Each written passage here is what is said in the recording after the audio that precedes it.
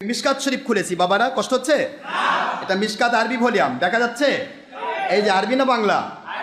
হ্যাঁ, মিশকাত আরবি ভলিউম। আমি 129 পৃষ্ঠা খুলেছি, 129 পৃষ্ঠা আরবি ভলিউম। এই মুন্সি গতবারেও একটা কথা বলেছে, শুনুন মুন্সি, 2 নম্বর মুন্সি। এতে কী বলবো, আমার মন খারাপ হয়ে যাবে কথা বলতে।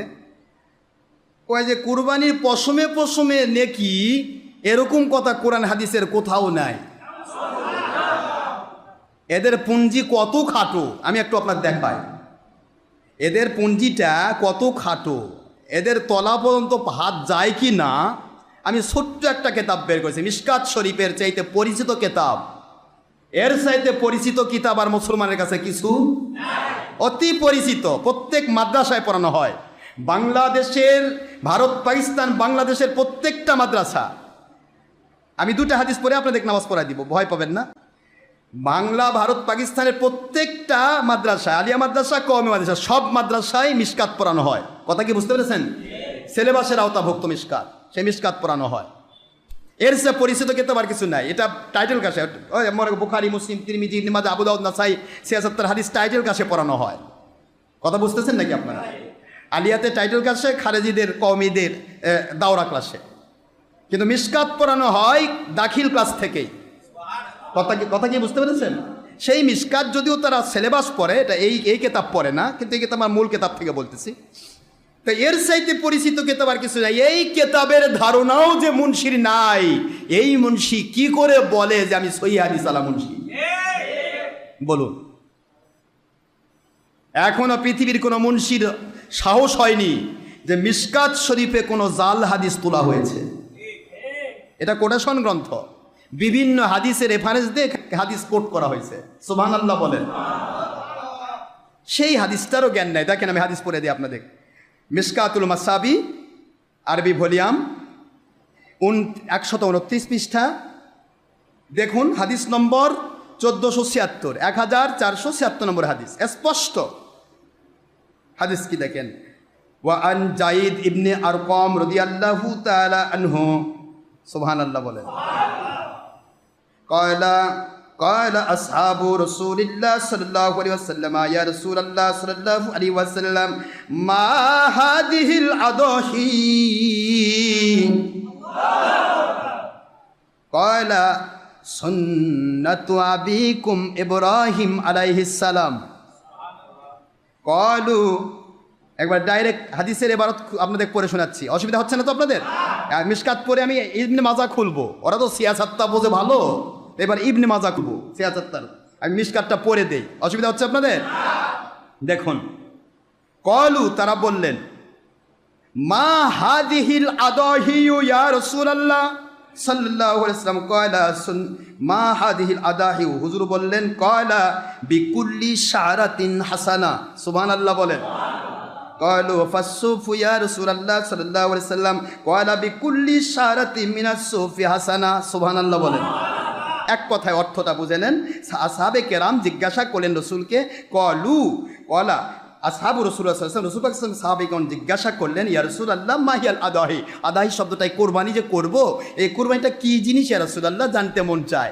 হুজুর যা বলেন তাই তো মানি আমরা, জানতে মন চায়। হুজুর বলেন, ইয়া সুন্নাতু আবিকুম ইব্রাহিম আলাইহিস সালাম, এটা তোমার আব্বা ইব্রাহিম আলাইহিস সালামের সুন্নত, আর আমার পক্ষ থেকে ওয়াজিব। বলেন না, নবীজির পক্ষ থেকে ওয়াজিব, আর ইব্রাহিমের পক্ষ থেকে অন্য নবী বা অন্য কোনো ওলির আমল হলে সেটা সুন্নত বা নফল হতে পারে, আর ওয়াজিব ফরজ করতে গেলে আমার নবীর আমল লাগবে। সুবহানাল্লাহ বলবেন না জোরে?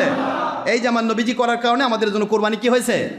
ওয়াজিব হয়েছে। হুজুর যদি না করতেন তাহলে সুন্নত থেকে যেত। কথা কি বোঝা যায় আব্বা? এখন প্রশ্ন হলো, হুজুর বলে তোমাদের আব্বার সুন্নত, তোমাদের ইব্রাহিম খলিলুল্লাহ মিল্লাতে আবিকুম ইব্রাহিম হুয়া সাম্মাকুমুল মুসলিমিন, তোমাদের আব্বা তোমাদের নামকরণ করেছে, তিনি মুসলমানদের পিতা, তিনি তোমাদেরকে যে সুন্নত দান করেছেন সেই সুন্নত হচ্ছে কোরবানি। জোরে বলুন সুবহানাল্লাহ। সাহাবায়ে কেরাম বিজ্ঞ ছিলেন, অত্যন্ত বিজ্ঞ, পৃথিবীর সকল ওস্তাদের ওস্তাদ আখেরি নবী সাল্লাল্লাহু আলাইহি ওয়াসাল্লাম, আর আখেরি নবীর ওস্তাদ আল্লাহ পাক। সুবহানাল্লাহ বলবেন না? আল্লাহর ছাত্র আখেরি নবী, আর আখেরি নবীর ডাইরেক্ট ছাত্র হচ্ছেন সাহাবায়ে কেরাম। তাদের চাইতে জ্ঞানী পৃথিবীতে কোনোদিন আসেনি, আর কোনোদিন আসবেও না। একটু সুবহানাল্লাহ করবেন না জোরে? এই জ্ঞানী সাহাবায়ে কেরাম বলেন, আল্লাহর হাবিবকে জিজ্ঞাসা করতেছেন, ইয়া রাসূলুল্লাহ সাল্লাল্লাহু আলাইহি ওয়াসাল্লাম, এই কোরবানিতে আমাদের কি ফায়দা রয়েছে? সুবহানাল্লাহ। ফামা লানা ফিহা ইয়া রাসূলুল্লাহ, এর মধ্যে কি ফায়দা আছে ইয়া রাসূলুল্লাহ সাল্লাল্লাহু আলাইহি ওয়াসাল্লাম? হুজুর বললেন লিকুল্লি, দেখেন স্পষ্ট স্পষ্ট, এবার পরিষ্কার হাদিসের ইবারত। এখানে আসছে বিকুল্লি শব্দ দিচ্ছেন, বিকুল্লি শারাতিন, প্রত্যেক পশম, শারুন মানে কি? প্রত্যেক পশমের পরিবর্তে হাসানা, একটি করে সোয়াব। সাহাবায়ে কেরাম আরজ করলেন, ইয়া ফাসসুফু ইয়া রাসূলুল্লাহ সাল্লাল্লাহু আলাইহি ওয়াসাল্লাম, ও আল্লাহর বন্ধু, আমরা তো ভেড়া জাতীয় কিছু প্রাণী দেখি, লোমক প্রাণী, যেগুলোকে প্রাণী বলা হয়, অত্যন্ত লোমওয়ালা, একবারে মিহি লোম, গুণে শেষ করা যাবে না, এত লোম। এগুলির ব্যাপারে কি হবে ইয়া রাসূলুল্লাহ সাল্লাল্লাহু আলাইহি ওয়াসাল্লাম?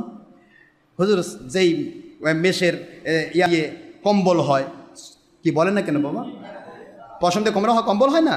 তখন এই মেষগুলো বা এই ধরনের কম লোমশ যেই প্রাণীগুলো, এগুলির ব্যাপারে কি হবে হুজুর? আল্লাহর হাবিব বলেন লিকুল্লি শারাতি মিনা সুপি হাসানা, যতই লোমশ হোক আর যতই একেবারে মিহিম লোম হোক, যত কোটি কোটি অগণিত লোম হোক, প্রত্যেক লোমশ প্রাণী, এই ভেড়া বা মেষ, এদেরও প্রত্যেক লোম পরিমাণ, এরা যে কুরবানি দেয়, এর লোম পরিমাণ সওয়াব দেওয়া হবে। জোরে বলুন সুবহানাল্লাহ। ভেড়া বা বকরি হলে 1 বৎসর বয়স কমের পক্ষে, কথা বুঝতেছেন নাকি? গরু হলে কমের পক্ষে 2 বৎসর বয়স, উট হলে 6 বৎসর বয়স। গরু আর মহিষ হলে কয় বছর বয়স? 2 বৎসর। এখন 2 বৎসর, এর মধ্যে দাঁতলো না দাঁতলো প্রশ্ন। অনেকে বলে যে না হুজুর দাঁতেনি, আপনি কনফার্ম কি না যে 2 বৎসর হয়েছে কিনা? 2 বৎসর হলেই কোরবানি হবে। সুবহানাল্লাহ। মানুষ মিথ্যে কথা বলে, যার কারণে আমরা দাঁতার কথা বলি। দাঁতলে আর এটার মধ্যে ভেজাল থাকে না, কারণ 2 বছরের আগে কোনো গরু বকরি দাঁতবেই না। কথা কি বুঝতে পেরেছেন? দাঁত উঠবে না। তো যাই হোক, এখানে প্রশ্ন হলো 2 বছর হলেই কোরবানি যথেষ্ট, 1 বছর ছাগল হলেই যথেষ্ট। আর যদি মেষ হয়, অর্থাৎ দুম্বা বা ভেড়া জাতীয় হয়, ভেড়া যেহেতু অল্পেই বড় হয়ে যায়, এই জন্য ভেড়া যদি 6 মাসেরও হয়, এটা হাদিসে এসেছে স্পষ্ট, 6 মাসের ভেড়া হলেও সেটা যদি 1 বৎসরের মতো দেখায়, ওকে জব করলে কোরবানি হবে। জোরে বলুন সুবহানাল্লাহ। আমি আপনাদের ক্ষেত্রে আরজ করি, এগুলি মাসতে করার সময় নেই, তবে আমি যেটা বলতে চাচ্ছিলাম সেটা হলো যে কোরবানির প্রত্যেক লোমে লোমে সোয়াব আছে। এ কথা কি সত্য না মিথ্যা? আমি মিশকাতের হাদিস আপনাদেরকে ডাইরেক্ট পড়ে শোনালাম আরবি ভলিউম থেকে, এবং মিশকাত শরীফে কোন কোন হাদিস থেকে কোট করেছেন উনি নিজে লিখেছেন। এটা কি কি করেছেন? রাহু, এটাকে বর্ণনা করেছেন এই হাদিসকে আহমাদ ইবনে হাম্বল মুসনাদ আহমদ। সুবহানাল্লাহ বলবেন না? মুসনাদ আহমদ সহি হাদিসের কিতাব, মুওয়াত্তা মালিক সহি হাদিসের কিতাব, মুসনাদে আবু হানিফা সহি হাদিসের কিতাব, মুসনাদ আহমদ বিন হাম্বল সহি হাদিসের কিতাব, মুসনাদে আব্দুর রাজ্জাক সহি হাদিসের কিতাব, মুসান্নাফে আব্দুর রাজ্জাক সহি হাদিসের কিতাব, মুসান্নাফ ইবনে আবি শাইবা সহি হাদিসের কিতাব। সুবহানাল্লাহ বলবেন না? তারপরে সিয়াসেত্তার ভিতরে লিখেছেন ইবনে মাজা, এই যে আমি এনে এসেছি, ইবনে মাজা, এরপরে মিশকাত, মিরকাত, আশাতুল উমাদ, সুনাদ দারিমি, দারিকুতনি, কিতাব আল-আথহার, মুসনাদ আহমদ বিন হাম্বল, মুওয়াত্তা মালিক, মুওয়াত্তা মুহাম্মদ, সমস্ত সহিহ হাদিসের কিতাব। জোরে বলুন সুবহানাল্লাহ। আপনারা কষ্ট পাচ্ছেন? তাহলে আপনারা বলেন তো, প্রত্যেকটা লোমের পরিবর্তে সোয়াব আছে, এই হাদিস কি আছে? এই বাতিল 72 কোম্পানির নির্লজ্জ বেহায়া মুন্সি কি বলল? কয় কোনো হাদিসের না, এটা জাল হাদিস। তাহলে মিশকাত পড়ারও কপালে জোটেনি, এই কবে ওই হাদিস পড়লো? মানে বিদেশি মুরব্বীদের চটি বই পড়ে পড়ে ওগুলা অনুসরণ করে লেখে, আর মানুষ বুঝে আমি কত বড় লেখক। এদের কেতাব পড়তে লাগে দিলে বাতাস বের হবে, এরা কেতাব পড়তে পারে না। আজ পর্যন্ত এদের মুখ দিয়ে সনদ সহ একটি হাদিস আমরা পড়া শুনিনি। আপনারা শুনেছেন কি জানি না, শুধু কয় সহি হাদিস। কারণ এদের পীর সাহেব মানে না, শায়েক মানে। এদের পীর হচ্ছে ঘড়ির মেকার আলবানি, আর কথা বলেন কেন, আর মোহাম্মদ বিন আব্দুল ওয়াহাব নজদি।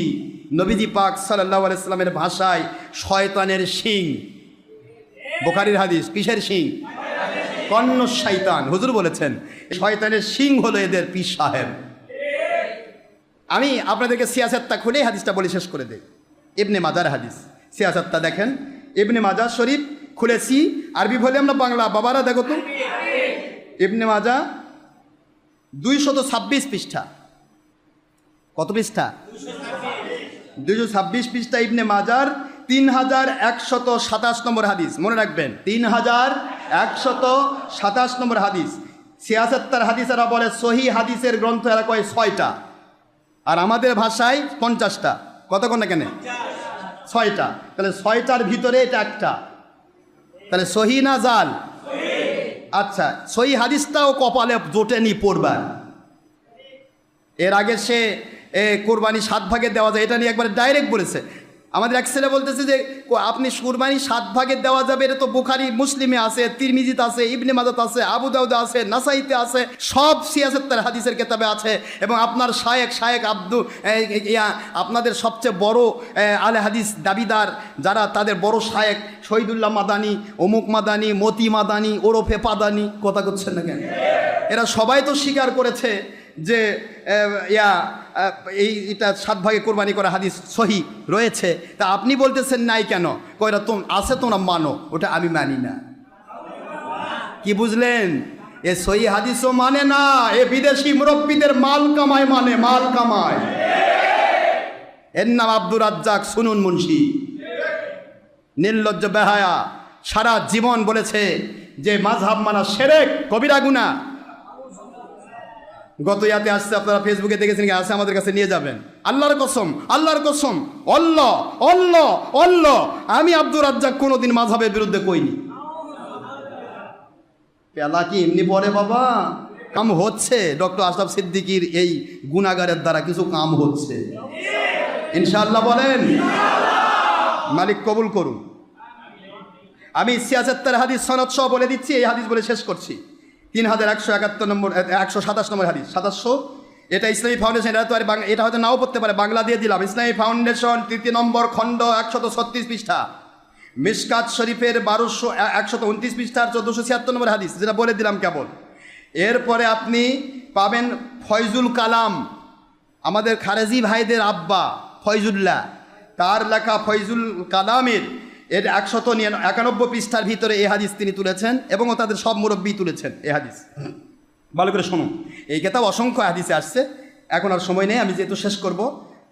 দেখেন কি বলেছে, হাদ্দাসানা মুহাম্মদ ইবনু খলাফ ইল আসকালানি রহমতুল্লাহ আলাইহি ক্বালা হাদ্দাসানা আদাম ইবনু আবি আয়াস রহমতুল্লাহ আলাইহি, মুখস্থ রাখেন। হাদ্দাসানা মুহাম্মদ ইবনু খলাফ, মোহাম্মদ ইবনে খলাফ রহমতুল্লাহ, তিনি আমাদের নিকট হাদিস বর্ণনা করেছেন। আসকালানি, তার উপাধি আসকালানি রহমতুল্লাহ আলাইহি। ক্বালা হাদ্দাসানা, তিনি বর্ণনা করেছেন। আদাম ইবনু আবি আয়াস রহমতুল্লাহ আলাইহি, তিনি বলেন আমাদের কাছে হাদিস বর্ণনা করেছেন। আদাম ইবনু আয়াস রহমতুল্লাহ, তিনি হাদিস বর্ণনা করেছেন। ক্বালা, তিনি বলেছেন, হাদ্দাসানা, আমাদের নিকট হাদিস বর্ণনা করেছেন সাল্লাম ইবনু মিসকিন রহমতুল্লাহ, তিনি আমাদের নিকটে হাদিস বর্ণনা করেছেন। ক্বালা, তিনি বলেছেন, হাদ্দাসানা আইজুল্লাহি, তিনি বলেছেন আমার নিকটে আইজুল্লাহ হাদিস বর্ণনা করেছেন রহমতুল্লাহ আলাইহি। ক্বালা, তিনি বলেছেন আন আবি দাউদ রহমতুল্লাহ আলাইহি, ইমাম আবু দাউদ রহমতুল্লাহ। কথা বুঝতেছেন আপনারা? সিয়াসাত্তার এক হাদিসের নাম কি? আবু দাউদ। তো ইমাম আবু দাউদ তিনি বলেছেন আন যায়েদ ইবনে আরকাম রাদিয়াল্লাহু তাআলা আনহু, উৎকৃষ্ট সাহাবী যায়েদ ইবনে আরকাম রাদিয়াল্লাহু তাআলা আনহু, তিনি বলেছেন, কি বলেন? তিনি আন যায়েদ ইবনে আরকাম, তিনি বর্ণনা করেছেন, ক্বালা আসহাবু রাসূলিল্লাহ সাল্লাল্লাহু আলাইহি ওয়াসাল্লাম, মিশকাতের হাদিসে মিলতেছে। ক্বালা আসহাবু রাসূলুল্লাহ সাল্লাল্লাহু আলাইহি ওয়াসাল্লাম, আসহাবে রাসূলুল্লাহ সাল্লাল্লাহু আলাইহি ওয়াসাল্লাম জিজ্ঞাসা করেন, ক্বালা আসহাবু রাসূলিল্লাহ, রাসূল পাক সাল্লাল্লাহু আলাইহি ওয়াসাল্লামের সাহাবায়ে কেরাম জিজ্ঞাসা করলেন। কি জিজ্ঞাসা করলেন? দেখেন একবার স্পষ্ট হাদিস।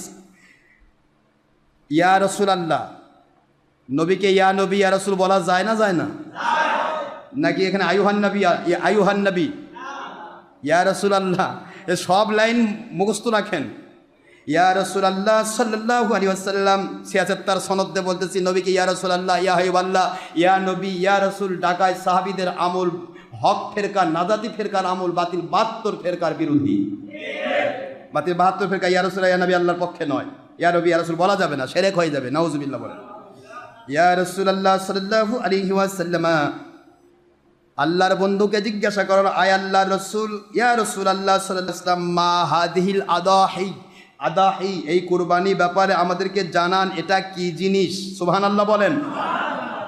ক্বালা সুন্নাতু আবিকুম ইব্রাহিম আলাইহিস সালাম, এটা ইব্রাহিম আলাইহিস সালামের সুন্নত।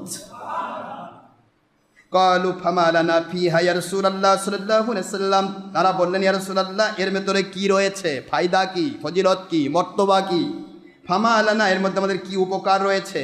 ক্বালা রাসূলুল্লাহ সাল্লাল্লাহু আলাইহি ওয়াসাল্লাম বিকুল্লি শারাতিন হাসানাতুন। ক্বালু ফাসসুফ ইয়া রাসূলুল্লাহ সাল্লাল্লাহু আলাইহি ওয়াসাল্লাম। ক্বালা বিকুল্লি শারাতিন মিনাস সুফি হাসানা। আল্লাহর হাবিব বলেন, সাহাবায়ে কেরাম, আমার সাহাবায়ে কেরাম রাদিয়াল্লাহু তাআলা আনহুম, বিকুল্লি শারাতিন হাসানা, এর প্রত্যেকটা পশমের মধ্যে একটা করে সওয়াব রয়েছে। সুবহানাল্লাহ। ক্বালু ফাসসুফু ইয়া রাসূলুল্লাহ সাল্লাল্লাহু আলাইহি ওয়াসাল্লাম, হে আল্লাহর বন্ধু, লোমশ প্রাণী যেগুলো, ভেড়া, মেষ, এই জাতীয় প্রাণী কি হবে, এদেরও কি তাই? নবীজি বললেন, বিকুল্লি শারাতিন মিনাস সুফি হাসানা, সমস্ত লোমশ প্রাণী, সেটা যদি মেষ হয় অথবা দুম্বা অথবা আপনার ভেড়া হয়, এই ভেড়া জাতীয় এটা এরও পশম পশম পরিমাণ সওয়াব রয়েছে। তাহলে হাদিসে আছে এটা ঠিক না, কিন্তু এই দুনিয়ার মাল কামায়ের ধান্দাবাজ 2 নম্বর মুন্সি মুখ দিয়ে বলল নাই, ওটাই ঠিক। কি কথা বলেন না কেন? তাহলে এরা এইরকম ধান্দাবাজ, এইরকম ছলচাতুরিবাজ, মিথ্যাবাজি, এরা সারা জীবন মিথ্যা কথা বলে আর মানসক বলে আমরা সহিহ হাদিস মানি। আমি আমার সম্মানিত আহলে হাদিস ভাইদের পায়ে হাত দিয়ে বলছি, আপনারা যাদেরকে নিজেদের মুরব্বী হিসেবে গ্রহণ করেছেন, নিজের প্রাণের তাজ, শায়েক, পীর সাহেব বানাইছেন, এদের ব্যাপারে একটু সাবধান থাকেন। এরা কিন্তু হাদিস মানে না, এরা বিদেশিদের টাকা কামাই করার ধান্দায় জাল হাদিস আর সহিহ হাদিসের বাষ্প তুলে আপনাদের চোখ ঘোলা করে দিয়ে মাল কামাই করতে চায়। এরা হাদিস মানে না, এদের গুলে খাওয়াবেন, কবে মানি না, কেতাবে আছে মানি না, কিন্তু ওর মুখে বলছে নাই, ওটাই ঠিক। তাহলে ঈমান আছে? নবীর একটা হাদিস অস্বীকার করলে ঈমান থাকবে? বাস, ক্লিয়ার।